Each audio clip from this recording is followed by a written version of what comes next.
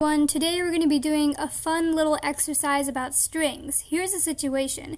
It's about midterm and your teacher is sending home a short progress blurb on how you're doing in the class. And you don't happen to be doing very well, so the progress blurb has a lot of failing badly in the summary.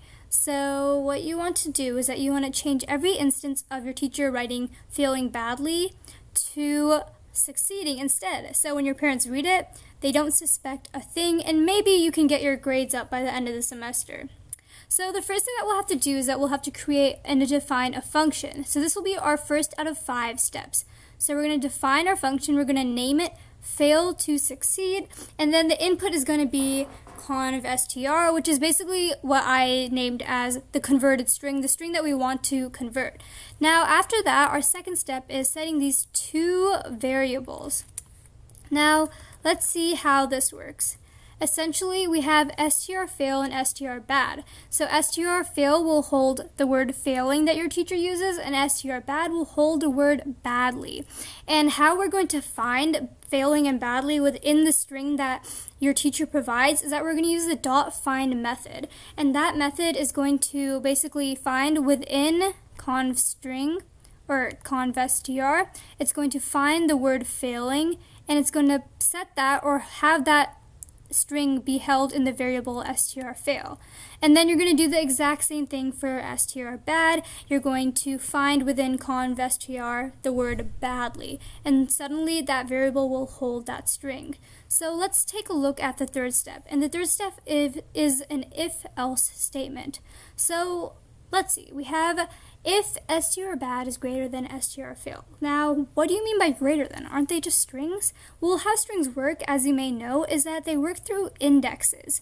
And indexing is basically where you write left through right? So the leftmost letter or character will be 0, and then it'll go 1, 2, 3, 4, 5, towards the right, and the index will increase. So when we're comparing these two numerically, all we're doing is comparing the index, or where these words start. So when we say if strbad is greater than strFail, that means that if the word badly comes after the word failing. And this is what we're going to do in that if statement. Essentially, we're going to set the converted string, and what we're going to do is that we're going to use the .replace method, and we're going to find the area in conv_str between failing and badly. Now let's see how we do this exactly. This colon essentially indicates that we're looking from strFail and then to strbad plus 5.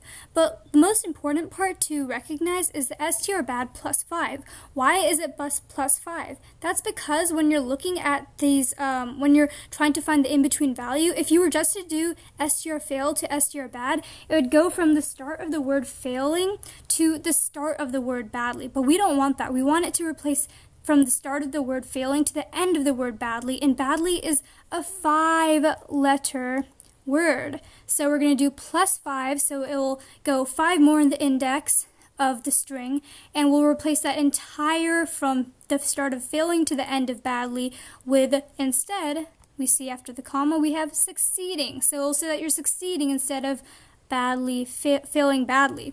But else, so this else is were to be if the failing came after the badly, so if strFail was actually greater than strbad, then we would do the exact same thing. But the one difference we have is the plus 7, because failing is a 7-letter word, so instead of doing it from between strbad to the start of strFail, we'll do it from between the start of strbad to the end of failing or strFail. You can use those interchangeably since I set the variable equal to each other, and we'll replace that with succeeding. So now, after we do our fourth step, we'll return our result, which will ultimately be conv_str, which is a converted string after our code. We'll take a look at the results. So first we have your daughter is failing quite badly. We change that to your daughter is succeeding.